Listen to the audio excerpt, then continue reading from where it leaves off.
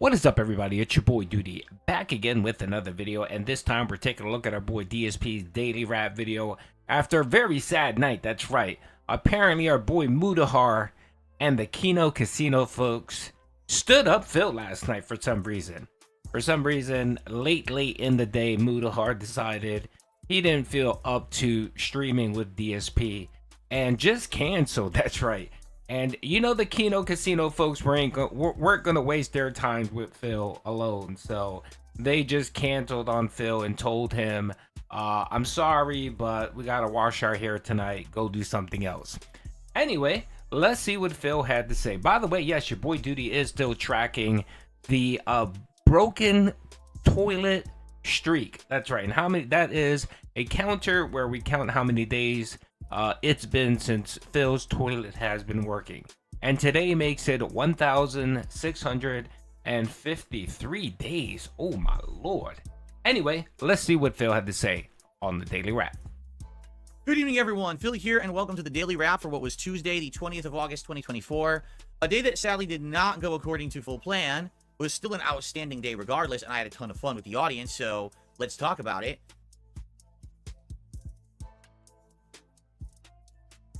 We'll talk a little bit about that in a moment. So today was Black Myth Wukong premiere day. But before we got there, we had a fun level 1 podcast discussing all different kinds of stuff going on, but notably, a drama story, sadly, about a secret Detractor Discord being discovered. I wish that I was being like, oh, you know, Phil's being silly. No, it actually was named Secret Detractor Discord, okay? Pretty silly. By the way, I forgot to remove my goals for the day. We'll talk about that in a moment as well. So it was a story about that, some funny stuff, some good hijinks, and just hanging out and having a good time. All right, yeah, so I want to give my 2 cents on this secret Discord, Detractor Discord. No, your boy Duty wasn't part of that Discord. I didn't even know it existed, but my understanding is this was just a Discord that was set up, and it had like 40 individuals. Yes, many of them came together due to their hatred for Pig Roach. But it wasn't a Discord where they were plotting anything. It was just a Discord where they slapped a name on it, probably to tick Phil off, and they hung out and essentially just laughed at Phil. They would share memes. They would probably share videos of content creators posting stuff about Phil. They were probably using it to chat about Phil and make fun of him. That's all, not plotting anything against him. And for the most part, it turned into kind of a hangout place where detractors of like mind would hang out, play video games, and chat every once in a while. Just like most Discords, Phil, 99.9% of Discords that are out there are essentially just a place to go and hang out, Phil. And I know because of your experience and what you've used your Discord for, your secret Discords, right, that you tried to deny, where you actually go in there and plot and dox individuals and do your whale calls. I guess you assume that everyone's Discord must be the same way. So it was just a nothing burger story, and Phil just used it for drama content so that he can milk his dents out of more money. Apparently, Phil has taken on the full persona of Kino Casino, folks. He not only did he start talking about drama, start owning the meme, right? Start attacking detractors. But lo and behold, folks, he has a sign now back there. Doesn't that remind you of something? It sure does remind you of something. What does it remind you of? It reminds you of the Kino Casino background. So we'll get into that piece once Phil starts talking about it, but I think it's just hilarious. It is. On the podcast with lots of viewers because, of course, people were hyped for the premiere of Black Myth Wukong, so obviously the podcast went well. Then we jumped into Black Myth Wukong. The game runs absolutely beautifully on my PC. In fact, the entire night, I only had one fight against a giant frog monster in a really super reflective pond because I had ray tracing on, and I had a few frame dips. Outside of that, it was 120 hertz, 120 frames, literally all day long. No problems whatsoever with the graphics, full cinema mode, everything enabled up high. It was super amazing. The controls, responsive, excellent. Had a ton of fun with this game, didn't feel sluggish at all. And by the end of the night, I admitted best looking game I'd ever seen. Why? First game I've ever played with full ray tracing like this. The lighting was absolutely absurdly good. So after 5 hours, in a nutshell, this is not Dark Souls whatsoever. This is not Sekiro. This is not Elden Ring. It plays very differently. It plays like an action game, similar to, say, some of the older God of War games, some of the older Ninja Gaiden games, which are very difficult, or even like Bayonetta. Like the dodging system feels exactly like Bayonetta, actually. The difference is, you die after just a few hits. It has the whole temples as your bonfire system of stuff, but it doesn't have a lot of the mechanics of Dark Souls either. Like you don't have to run back and pick up your souls if you die or anything. You keep your experience permanently, okay? This game has a ginormous tree of upgrades. There's so much to do. I can imagine people playing this and playing it differently because there's so many skills and abilities to get. Overall, you know, today, after 5 hours of it, I like it, and I'm looking forward to more tomorrow. We're in the second chapter now. I don't want to spoil too much because I'll talk more about this in depth on my podcast, and obviously I want you to watch the videos. If you do, please, day one of any new release like this is critically important. Please like the videos and leave comments on them. That will allow those videos to hit the YouTube algorithm and get popularity and attention, and that would help this channel tremendously. So if you could do that for me, I would really appreciate that, okay? So, outstanding game, but sadly, things didn't go according to plan today. The second stream was supposed to be me doing co-op with the guys from Kino Casino and Mutahar. Well, apparently what happened was Mutahar couldn't make it. Something happened. I don't know if it was an emergency. Okay, sorry about that. Right before, I just wanted to look up something so I can provide some statistics on stationary myth Begkung. That's what I'm calling it. That's right, that's what I'm calling it. While Phil was playing this game, I'm going to be calling it the stationary myth Begkung. Yeah, I caught some of it, and man, the guy just is terrible at games. He played the first optional boss, right? The first optional boss right out the gate for some odd reason. He decided to go up this against this, I think it's called the Wandering White, which is just an optional boss. And they tell you not to actually, if Phil would have read up, they tell you not to go right after because you can't, the reward you get for beating it, you can't collect that anyway. You have to have other things in place before you can collect that. And the idiot didn't listen, didn't bother looking, and he actually took over an hour to beat this thing. Just wasted everyone's time. Finally beat it and then couldn't collect the reward. And then, of course, like Phil, he has to sit there and blame the developers. Dude, a simple Google search, a simple YouTube search, you would have figured out that you shouldn't have fought that boss and waste an hour and 20 minutes trying to beat it. It's so pathetic, Phil. And of course, it's just boring. He's terrible. He mashes buttons on this game like he does with Street Fighter. Like, if he thinks... It's so funny because with this system, you have to roll. Like, when they attack, you kind of have to roll out of the way.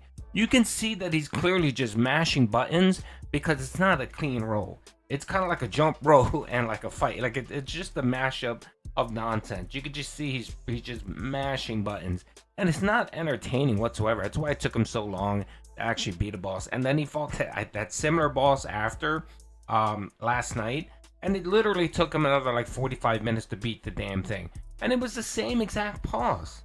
Like, why couldn't you apply the same things you learned on the first time you played that Wandering White? Why couldn't you apply the same tactic that you learned? Pathetic. Anyway, I looked up the videos. He got 500 views. He got 500 views on those playthroughs. So while a little bit better than what he normally gets, it's still craptastic. For example, my playthrough or my video mocking Phil's playthrough got, I think, 7,000 views. So there you go, Phil. Suck on that. Agency or whatever, and because of that, they had to cancel. Like, I actually told them, hey, we can do whatever. You guys still want to do a stream, we could still do it. I don't know if you want to do the gameplay or, you know, what you want to do. It would really be their call what they wanted to do. And so at first they said, yeah, we're probably just still going to do the stream without Mutahar. It'll be just 3 of us, or maybe we can get 4. But then they were like, nah, you know what? We just want to cancel it for now. And I was like, all right, well, if you guys want me to appear on your show in the next week instead as like a makeup for this, I'm down for that or whatever. Or if we can schedule this, I would love to do it. So anyway, I don't know exactly what's going to happen with that. I don't. Okay. So I guess we'll see what happens. But sadly, the co-op didn't happen. I wanted it to happen. It was completely out of my control. And it sucks that it didn't happen, but I guess that's life. Sometimes things don't go according to plan. But I would like to still do it in the future. You know, there's no reason for me not to do it. Anyway, what ended up happening was the casino guys sent their viewers over to my channel for a late stream, which was a second stream of Blackman. And it went well. So, by the way... Hold up. No, Phil. That did not happen. That did not happen. You averaged like 300 viewers on that stream last night. I'm not sure what the hell you're talking about. Kino Casino, they get a couple thousand viewers watching their content. You had an additional, 50 people on that stream? So don't act like they sent over the whole mafia, the mob over. You still don't get it, Phil. You don't get it. Okay. Yesterday there was a cope session with the whole Kino and Mutahar, which turned into a June the King documentary cope, where he talked about how no, folks, they're not trying to get me. They're not trying to trick me. They don't want to mock me. No, that's stupid. You know, his whole cope, this cope and dance over the whole Mutahar and of course the Kino Casino folks. Last night should have told them something. The mere fact that Mutahar canceled, and then all of a sudden Kino guys were just like, yeah, no, we want to cancel. Even though Phil still wanted to do it. Because he thought, hey, even if it's just me and the casino guys, the Kino guys, a lot of their viewers would come watch me. Even though they were both streaming it. So all the Kino folks would watch it on Kino stream, and then all of DSP's regulars would watch it there. So he really wouldn't benefit. Now, yeah, he'd probably get some money because he usually, the dents whale out for him. And of course, some of the Kino folks will come over and drop some money to keep the vestry going. Or I'm calling it the broken toilet seat. The broken toilet street. That's what I'm calling it. Continue that nonsense, right? But that should have told Phil right there. Why is the Kino guy so keen to cancel? Like, just out of nowhere. They didn't say, well, okay, let's us three. It'll be fun. We had fun the last time we got together. Phil, that should have told you right there that the Kino guys aren't interested in you. They find you to be boring. And they're using you, Phil. They wanted Mutahar there because they wanted Mutahar on. They wanted you there as kind of this side joke, minstrel that would be there as where they could sneak diss you. That's what they wanted to do. Kino folks and Mutahar in there would essentially just sneak diss you, and of course feed your ego and make you feel important and make you feel loved to low your inhibitions down, right? So that you would be eventually willing to do an interview with Mutahar. That's what this is, and I just don't understand why he can't see that. Like, what block, what memory hole is there in his brain that's not allowing him to do that? I think it's his pride. I think he thinks that he's such a meaningful content creator that if only you're willing to give him a shot, you will see his brilliance. And his brilliance will overwhelm anything the detractors or anything negative that he's ever done. And that's what he needs. So the Kino Casino saw the light, and of course Mutahar will see the light. I'm guessing that's what he's thinking. But I mean, yesterday should have been a red flag. I mean, the Mutahar and the Kino cancellation was akin to saying, I can't go out because I have to wash my hair tonight. That's what it was. And Phil can't see it. And he memory hold it where he's like, no, the Kino guys didn't do that to me. They like me. They wouldn't cancel on me because of that. And it's just lovely to see. It's lovely to see Phil just squirm like this. Because he was probably up all night thinking about the Kino guys and just processing this. And of course, the only way he can cope is by saying, well, no, I'm not the problem. The problem is something else. And I'm guessing that's what he spent his night doing. All right, folks, let's move on. We're almost done here. He's going to now talk about wasting more money. Wait, everything today, exceptional support. Once again, 2 more streams. We crushed it. Every goal was met and exceeded, plus tons of super chats, tons of members. The channel is exploding with views, engagement, and support in every single way. So thank you guys. This was a huge new release day for me, and it worked out really well for the channel. Now we'll see how the videos do after the fact with views and the like. But as for the premiere, it went incredibly smoothly. Everyone loved it. I had a good time with it. Support was great. Chat was great. Everything was great. Okay? 9 straight streams. We've crushed the goals and continuing. Wonder if we can keep that up tomorrow. Now, the one final thing, the elephant in the room. This is the Davoom Pixu 64. It is the biggest digital display that Davoom makes. What it is a display that syncs with an app on your phone, and you can do various animations on it by artists that make them, or you can have little applications like this is actually scanning my 3 YouTube channels, and live, it kind of updates in generalization. It's not completely accurate, but it generalizes how many subs, how many views your channel has had, stuff like that, as you can see. So it's going through all my channels right now. It actually has the date and time. It's pretty neat, right? It's pretty neat on there to have that, and it shows up really well on my new camera. But one bummer, I want to use this device to do stuff for each stream. So for example, tomorrow, I wanted to say, welcome to the Level 1 podcast, scrolling on the top. Then I wanted to say, topics today, scrolling in the middle, and on the bottom, I'd like to have the date. Or maybe I could have a picture of me on here, and it says, welcome to the Level 1 Podcast or something like that. When I'm playing Black with Wukong, maybe I could have a picture of Black with Wukong on there and have it scrolling, say Black with Wukong or whatever, right? But I can't figure out the app. Like, I'm trying to figure out this app. This is not intuitive at all. It's like, you can tell it's definitely not made by Americans. It's like, for example, you make text on it, okay? Okay, cool. The text is white. I'd like to make that text blue. Can't figure out how. You can click on the text. There's a whole color thing. You click on the color thing, nothing happens. Once I was like messing around, and I accidentally did change the colors of the text. I don't know how I did it, and then I couldn't figure out how to do it afterward. So I'm looking online for tutorials and shit. Most people just have like general app walkthroughs, like what each screen is. No one really seems to have gone into detail on how to use the app.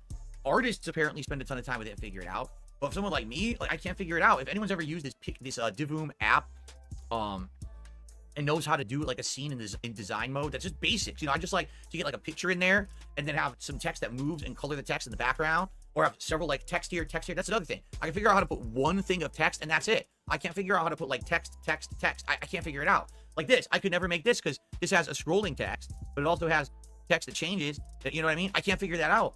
I don't know how to do that. I'm at a loss and I'm trying to figure it out and I don't know. I want to use this thing. It's expensive too. It was over $100. I figured this would be a good addition to streams now that my camera's good and everything. But it's not intuitive or easy to figure out whatsoever. They really should have made a much better app for this thing, especially for the amount of money this thing is. So it works. I'm not gonna return it, but I gotta have time to figure this shit out. And what am I gonna do? Sit around for hours on end watching tutorial videos if I can even find any? Like right now, no lie.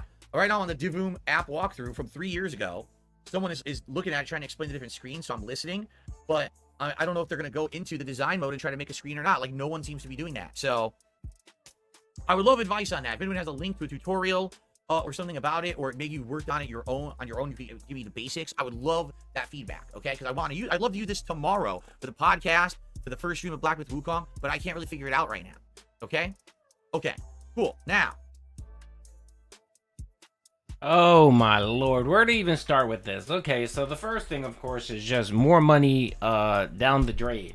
I mean, it's okay. It's okay. Davoom is not one of the better ones. I've actually purchased something like this before as a background display for some other things, and Davoom isn't the best one. And yeah, the Davoom app isn't the greatest. No, Phil, it's not made by non-English speaking people. Phil, God, just leave this guy to be a racist and throw in just prejudicial shit. It's always go to when he doesn't understand something. It must have been made by some dumb foreigner. Just like he always says, the DoorDash driver, when they screw up his order, it always has to be an Indian guy that can't speak English. I love it, Phil. Just keep exposing your racist ways there. Good God. Anyway, yeah, he spent about $140 on this. $140 plus $140 on the white back, the tiles, and then he spent $50 on LED lights. Three things that he did not need whatsoever. So we're talking about what? $400? $350 plus tax. So yeah, close to $400 on crap that he doesn't need. But of course, anytime you give Phil a little bit of money, he has to go out and just spend it. He has to go out and spend it because he can't control himself. It's the same reason why he gambles his money on WWE champions. He can't have $1 in his pocket. And that's why he's so animate about people tipping him. If you give him a super chat, he can't touch that money until the 21st. He can't. So, like I said yesterday, if you want to support Phil, I think you would be doing him and his wife a big favor by giving him a super chat. That way you're forcing him to save and not just spending on wasteful shit like this. Like, look, he bought this and he doesn't even know how to work it. And what he's gonna do is, you would think he would learn how to work it, right? No, he doesn't do that. You would think then, all right, well, if he doesn't learn how to work it, he'll return it. No, he won't do that. He'll simply just let it sit there and collect dust. And the minute that it malfunctions, where it can't connect, and there's something going on that he has to troubleshoot it, that shit is just going to turn into yet again another piece of another thing that goes in his bin full of dusty ass peripherals. That's what's going to happen because he's just lazy as all hell. He'll sit there and say, well, it's too much work to ship it back to Amazon. Really, Phil? Amazon's the easiest thing to ever make any returns. You don't even need a box or anything. You need to go in, start a return.